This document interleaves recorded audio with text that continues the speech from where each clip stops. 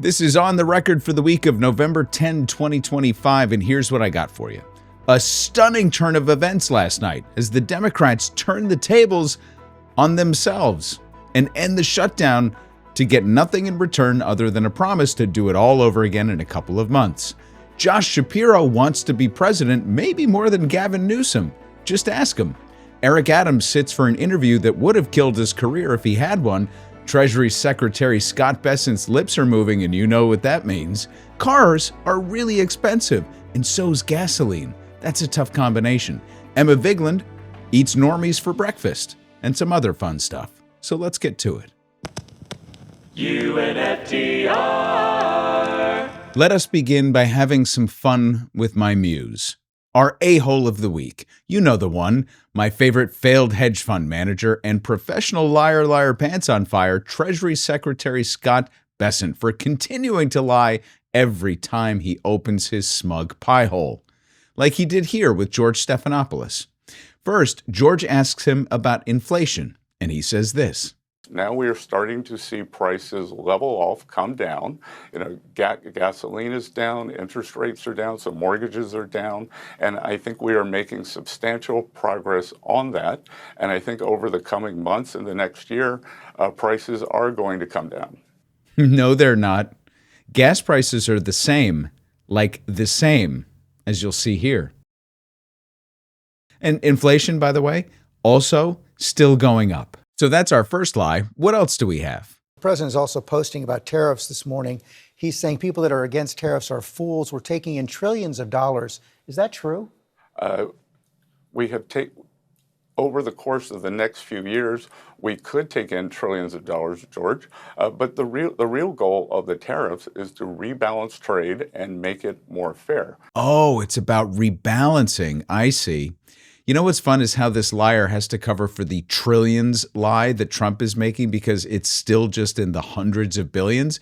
And here's the catch of it all. They need it to be trillions to cover for the tax cuts for the rich, but using his own logic of how tariffs will go away once trade is rebalanced, even though they blew up the trade deals in favor of tariffs that might go away if the Supreme Court knocks them down. And we're supposed to have 90 deals in 90 days, but that time's come and gone, and we only have one with the UK and another with South Korea, both of which are exactly what they were before. And manufacturing takes literally years, if not decades, to restart. So I'm sorry, which plan is it, Scott?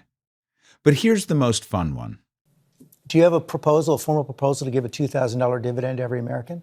I haven't spoken to the president about this yet, but it could the $2,000 dividend could come in lots of forms, in lots of ways, George. It could be just the tax decreases that we are seeing on the president's agenda. No tax on tips, no tax on overtime, no tax on Social Security, deductibility of auto loans. So, those are substantial deductions that, are being financed in the tax bill. This isn't the first time the president has said that he's going to do this. And Bessent still can't come up with a cogent response to this because we don't have the money. We can't issue a dividend to everyone. That's why he's fumfering around for an answer. God, I love this guy. It's hard to believe he was the worst hedge fund manager on Wall Street sometimes, except that it's never hard to believe that. Now, I have to tell you, this next one is the best. And by the best, I mean also the worst. Shout out to our producer 99 for putting me onto Ziwe and reminding me to watch her latest interview with outgoing mayor Eric Adams. And not the buzz that others was talking about. When I get out of the shower and take a look at myself and my six packs and the firmness of my body, I'm living the 65 life. Before you eat a meal, you see the meal. Question.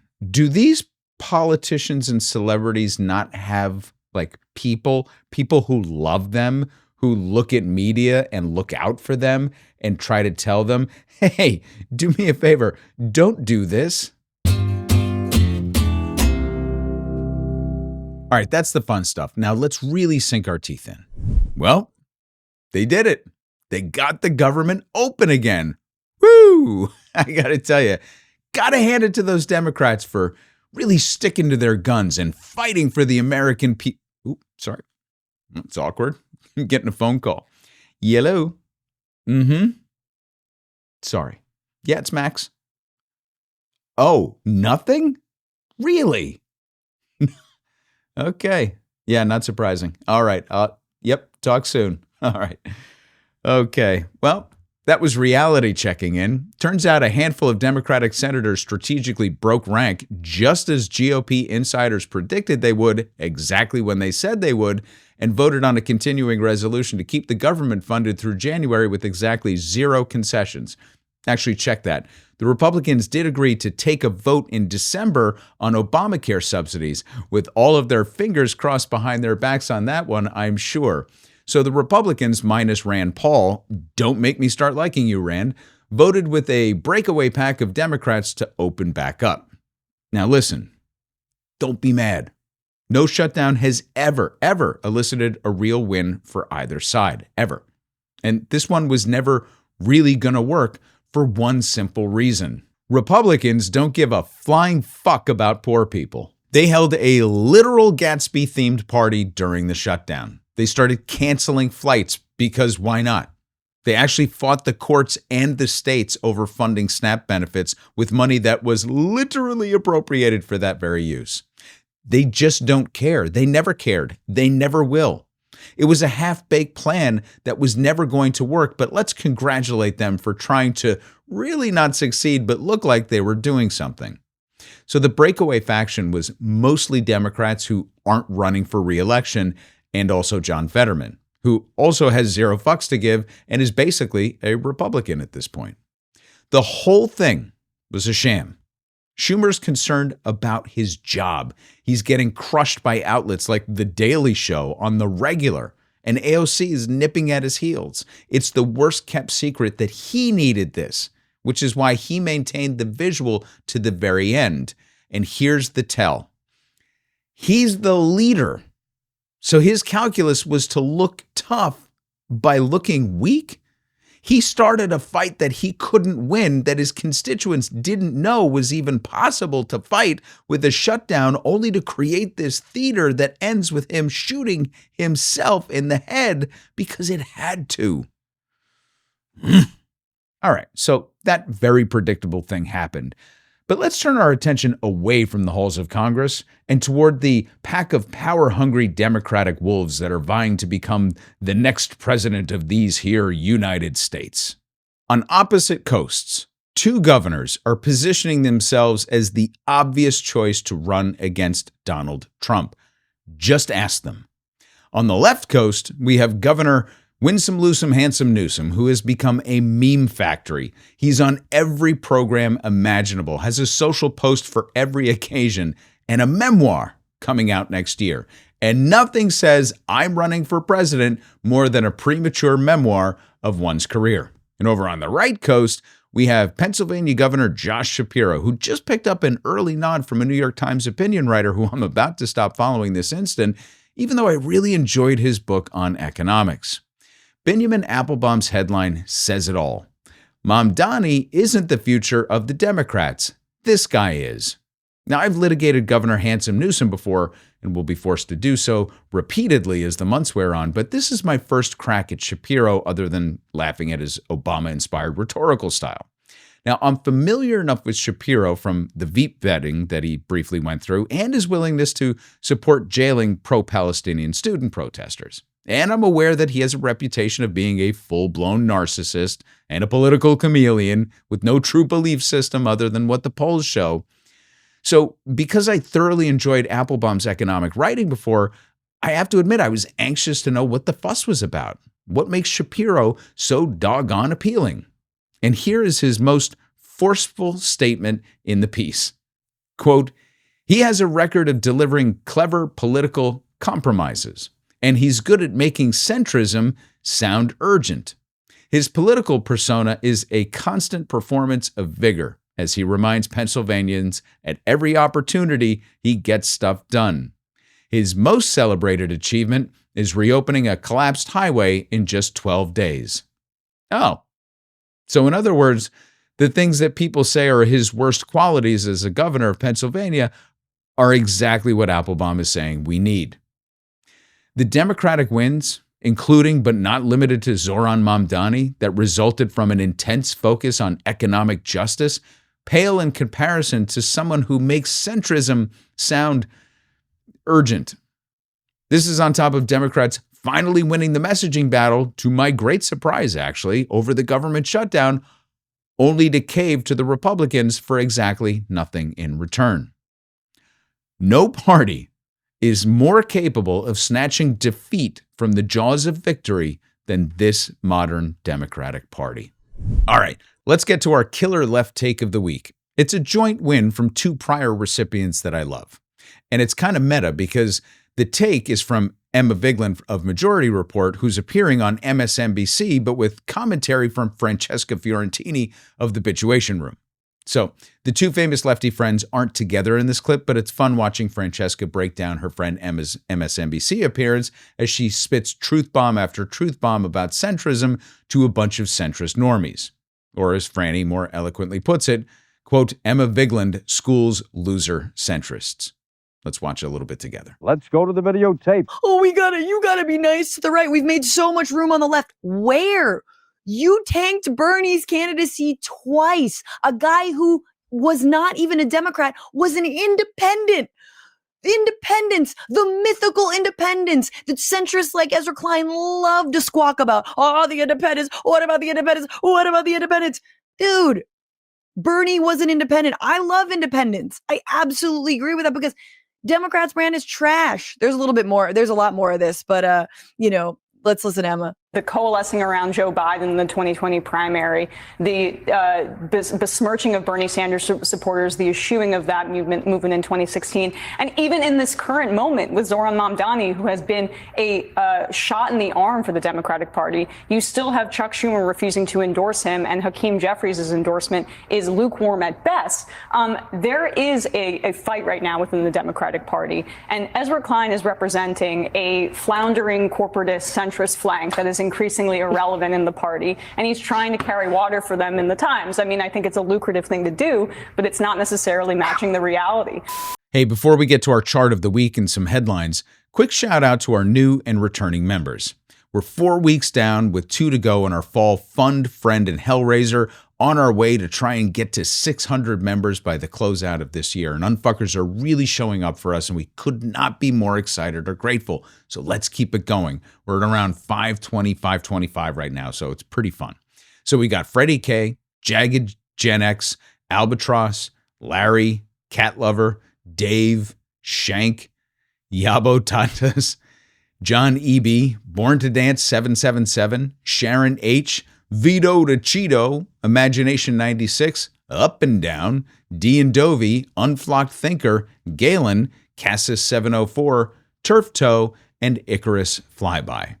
Remember, we are entirely member supported, so these people are truly doing the Lord's work to keep our team caffeinated and to feed the room full of hamsters on the wheel back there to produce enough electricity and power for all the AI that generates me. Chart of the week.